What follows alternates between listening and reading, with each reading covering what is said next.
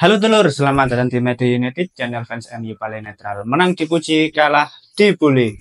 Di video kali ini kita akan membahas beberapa berita terbaru dari Manchester United. Ada update-update baru yang menurutku sangat menarik untuk kita bahas bersama. Langsung aja kita masuk ke berita yang pertama. Benedetto Mantato sangat dinilai tinggi oleh Manchester United dan sangat bisa untuk masuk ke dalam tim senior sebelum musim ini berakhir. Nah, menarik ini teman-teman ya. Seorang pemain muda dari Akademi Manchester United bernama Benedetto Mantato yang saat ini masih berusia 17 tahun. Menurutku pemain ini cukup versatile ya karena dia bisa diplot di beberapa posisi mulai dari winger kanan, winger kiri, bahkan back kiri. Nah, ini pemain-pemain yang sangat disukai oleh Ruben Amorim karena bisa beradaptasi dengan beberapa posisi. Bersama tim akademi di musim ini dia sudah memberikan kontribusi 7 gol dan 1 assist di semua kompetisi. Yang mana menurutku Benedetto Mantato ini apa ya?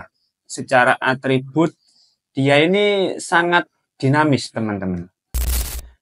Determinasinya sangat tinggi, work rate-nya juga sangat bagus. Beberapa kali upaya crossing-nya juga sangat akurat.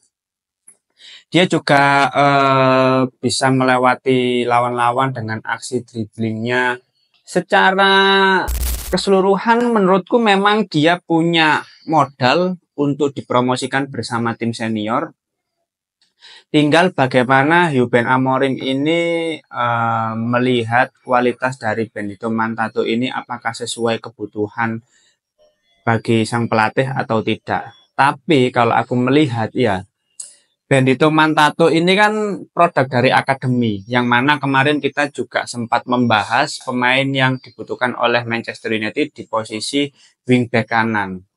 Ada Roger Fernandes dari klub Braga yang secara market value masih murah, dan kita berusaha mengcompare dengan Jadon Camason yang berposisi sebagai back kanan.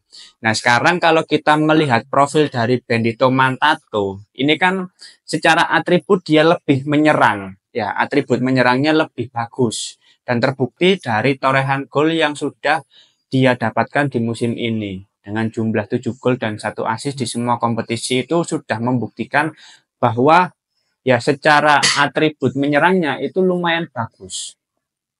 Dibandingkan Jadon Camason ya lebih ke atribut bertahannya yang menonjol. Tapi kalau Benedetto Mantato ini kan apa ya?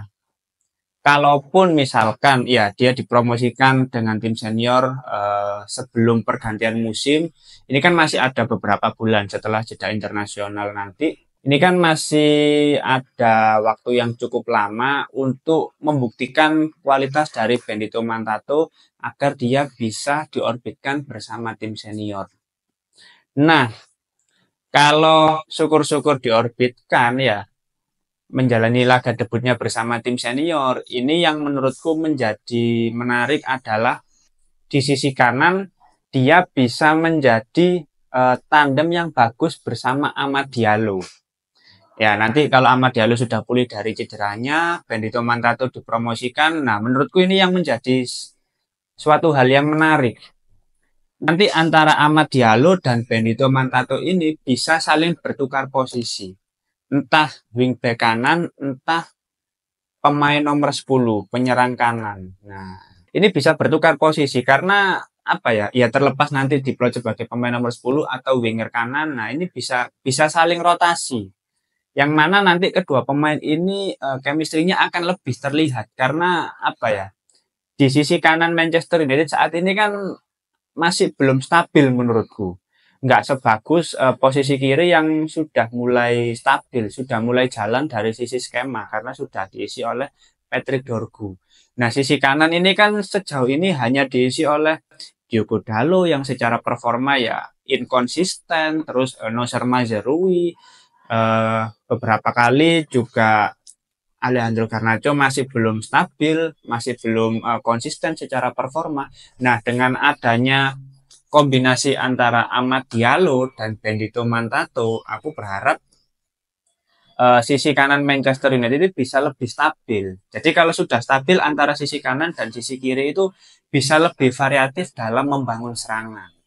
Tapi kembali lagi ya, semua itu butuh proses dan proses adaptasi ini juga membutuhkan waktu yang tidak sedikit. Tapi kalau kita melihat kualitas dari pemain-pemain akademi, aku sih cukup optimis ya bahwa Manchester United ini di beberapa tahun mendatang bisa lebih menjanjikan lagi secara performa, bisa kembali bersaing di papan atas. Tapi semua itu butuh proses. Tapi dengan modal yang ada ya, produk-produk akademi, manajemen yang bagus, pelatih yang berkualitas, aku yakin di 1-2 tahun mendatang Manchester United ini sudah bisa terlihat hasil progres yang dijalani mulai dari saat ini, mulai dari kepemilikan Ineos, pengambil alihan Ineos. Menarik teman-teman. Dengan melihat adanya kualitas yang dimiliki oleh Benedetto Mantato, aku pribadi sih nggak menyesal ya Manchester United kehilangan incarannya yaitu Giovanni Quenda. Bayangkan, Giovanni Quenda yang dihargai 50 juta euro, nggak apa-apa dilepas. Kita rela kehilangan dan tidak perlu mengeluarkan budget yang tinggi karena kita sudah memiliki produk akademi yang berkualitas juga bernama Benedetto Mantato. Menarik ini. Ya, kita tunggu saja ya Benedetto Mantato untuk menjalani laga debutnya bersama tim senior. Aku sih nggak sabar ya karena memang pemain-pemain akademi Manchester United saat ini itu sangat menjanjikan. Banyak pemain-pemain yang menurutku layak diberi kesempatan untuk tampil bersama tim senior. Ya, dari kemarin-kemarin kita sudah melihat Toby Collier yang akhirnya tampil bersama tim senior. Terus kemarin Harry Amas menjalani laga debutnya bersama tim senior. Sido Obi, Aiden Heaven pemain baru yang sayangnya sekarang cedera. Terus ada gelandang bertahan yaitu Seko Kone. Terus masih banyak lagi pemain-pemain akademi yang layak untuk diberi kesempatan tampil bersama tim senior. Ya, semuanya ada waktunya tersendiri ya, tapi Ruben Amorim pasti sudah mempertimbangkan semua hal itu kapan pemain-pemain akademi ini dilibatkan bersama tim senior sesuai dengan kebutuhan yang ada. Oke, kita masuk ke berita berikutnya. Manchester United tengah mempertimbangkan untuk merekrut kiper baru sebagai bagian dari pembangunan kembali skuad mereka di musim panas, baik sebagai kiper utama atau sebagai pelapis Andre Onana. Harusnya dengan adanya situasi seperti ini, Onana harus lebih waspada ya, karena secara performa kan Andre Onana masih ya naik turun lah, meskipun ada beberapa save krusial, tapi ya blundernya pun juga banyak. Sedangkan Altay Bayindir juga situasinya sekarang masih cedera. Tom Heaton bukan pemain Manchester United, dia hanya kami tua dan kontraknya di akhir musim ini juga sudah habis. Otomatis Manchester United harus bisa mendatangkan kiper baru. Nah, terlepas kiper yang didatangkan ini akan menjadi pesaing utama Andre Onana atau sebagai kiper rotasi yang mana itu merupakan kiper-kiper muda seperti James Trafford, ya nggak masalah. Yang penting ada kompetitor yang layak bagi Andre Onana. Selain Altay Bayindir, kalau Altay Bayindir harusnya masih layak dipertahankan ya karena secara performa ketika dia diberi kesempatan bisa memberikan yang terbaik bagi Manchester United. Tapi selain itu kan harus ada kiper baru yang siap bersaing untuk apa ya, menyingkirkan Andre Onana untuk menggeser pilihan utama kiper di Manchester United gitu loh. Menyingkirkan ya nggak apa-apa sih, kalau dijual pun nggak apa-apa, tapi aku ragu ya Andre Onana bisa dijual apa enggak karena masih ada posisi lain yang sifatnya lebih urgent dibandingkan posisi kiper.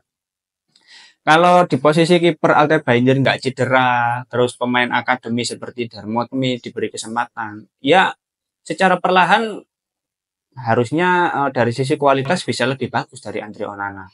Dan kalau mencari kiper lain yang sudah mateng, sebetulnya apa ya, antara butuh nggak butuh gitu loh. Kalaupun beli ya dari sisi harga otomatis Manchester United harus mengeluarkan dana tambahan lagi. Sedangkan di posisi lain juga masih lebih diprioritaskan.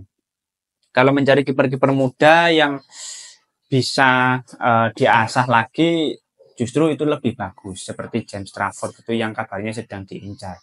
Terus kalau pemain-pemain yang jadi seperti Oblak, itu kan ya mungkin dari sisi harga pasti lebih mahal. Tapi ya kembali lagi ya, menyesuaikan dengan kebutuhan dan kemampuan finansial Manchester United saat ini. Tapi tetap Andre Onana harus was-was karena dengan adanya pelatih seperti Ruben Amorim ini yang tidak pandang bulu siapapun pemainnya yang underperform pasti akan digantikan, pasti akan apa ya, ditaruh di bangku cadangan gitu loh, nggak akan dimainkan selama kamu nggak perform, tidak bisa menunjukkan kualitas terbaikmu, tidak bisa memberikan yang terbaik bagi klub dan meraih kemenangan, mengamankan mister gawangmu, ya siap-siap aja pasti akan digantikan oleh pemain lain atau kiper lain yang lebih berkualitas, yang lebih siap bagi Manchester United. Oke, kita masuk ke berita yang terakhir. Manchester United yakin bahwa mereka akan mampu berinvestasi dalam transfer pemain papan atas musim panas ini, terutama karena anggaran akan lebih banyak melalui kepergian dari Victor Lindelof, Casemiro, Christian Eriksen, dan Kobbie Mainoo. Penjualan Marcus Rashford dan Anthony juga akan memberikan fleksibilitas klub dari sisi finansial yang lebih besar. Menjelang bursa transfer musim panas mendatang, sudah ada beberapa list nama yang seharusnya memang layak dijual oleh Manchester United. Ya, selain Victor Lindelof, Christian Eriksen, Johnny Evans, Tom Heaton, ini kontraknya memang akan habis di musim panas mendatang. Tapi dengan berakhirnya kontrak beberapa pemain ini, otomatis Manchester United bisa menghemat dari sisi penggajian pemain. Karena pemain-pemain ini kan gajinya cukup besar juga ya. Ya sekitar 150.000 pound sterling per pekan, 120 dan lain sebagainya. Ini kan kalau kontraknya sudah habis bisa menghemat cukup banyak. Terus penjualan pemain-pemain yang dirasa sudah tidak cocok dengan level Manchester United karena secara performa sudah mulai menurun seperti Casemiro yang gajinya pun juga sangat besar. Terus Jadon Sancho yang sudah tidak cocok dan tidak dibutuhkan lagi di Manchester United. Lalu Marcus Rashford, Anthony, ini kalau bisa dijual semua ya harusnya paling tidak 150 atau 200 jutaan bisalah didapat Manchester United. Terus ada lagi Kobbie Mainoo yang kabarnya juga siap dijual kalau misalkan ada penawaran yang menarik. Alejandro Garnacho pun demikian. Tidak menutup kemungkinan pemain lain seperti Rasmus Højlund entah di loan, entah menjadi swap deal dengan pemain yang dibutuhkan oleh Manchester United. Kita semua nggak ada yang tahu. Karena apa ya? Memang Ruben Amorim sebagai pelatih ini harus melakukan bersih-bersih pemain. Bersih-bersih pemain yang memang dirasa sudah tidak bisa mengikuti dari hasil proses seleksi selama hampir 1 tahun ketika Ruben Amorim menjadi pelatih baru Manchester United. Jadi di bursa transfer musim panas mendatang memang Manchester United akan sangat sibuk untuk menjual pemain-pemain yang sudah nggak cocok dan mendatangkan pemain-pemain baru yang sesuai dengan kebutuhan Amorim.